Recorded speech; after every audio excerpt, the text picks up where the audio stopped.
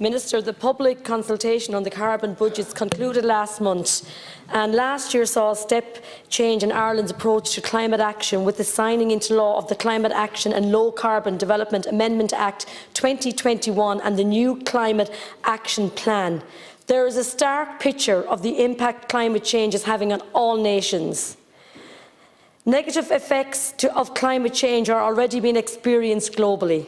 Carbon tax is a key pillar underpinning the Climate Action Plan to halve emissions by 2030 and reach net zero no later than 2050. Significant portions of carbon tax revenue is allocated for welfare and retrofitting schemes. Low-income households will see the carbon tax offset. But however, Minister, I have concerns regarding this tax. And I know, and we're told that €41 per tonne equivalent to €1.50 per month to a household, €1.50 per month to a household. Now, Minister, we all know that the households are struggling, and we see it every day with the increase in the fuel, with the cost of living. And I met with some taxi drivers today, and they told me some of them are going to actually have to give up their job because they cannot afford to keep their taxi on the road. I've met with haulagers, they're telling me the same, and I'm meeting with farmers regularly because of this.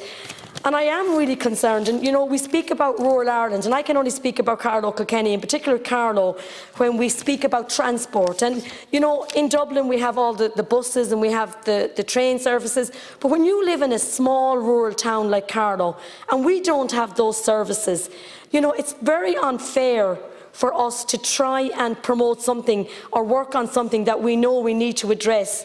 The other issue is, and I have constantly been fighting for this, and I do believe, and Minister, you have given me a commitment, Carlow Town does not have a bus service. Now, my understanding is there will be an electric vehicle there, and I want to welcome that you're saying we will have it this year. But we have got to get that this year. I cannot again go back to the people of Carlow and say you are not getting your Carlow Town bus service. When we want to work with climate change and promote climate change, which we're doing, you have to have the proper infrastructure there, proper cycle lanes. You know, so I would ask that you would look and make sure that that town bus service is delivered. Also, I want to speak to you about the fuel allowance, because that is finishing this week. And I would ask that we look at extending that. I just think it's so important.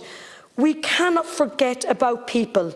We have to know, Minister, what is the roadmap, what is the plan, and you know, what sort of communication do we need to deliver to the people? Because that is so important, that people do understand. I see it myself. People are struggling, and I see it every day. So I would have to say we have to be very mindful, and we have to make sure that we are not losing men that want to drive a taxi but they can't afford to. The other issue I'll just ask you about is, and I know we speak about the carbon tax coming on the 1st of May. Look, there is concerns about that. I have had several phone calls about that, and I know, Minister, you are aware of that. So I just think it's important. Do we look at an extension?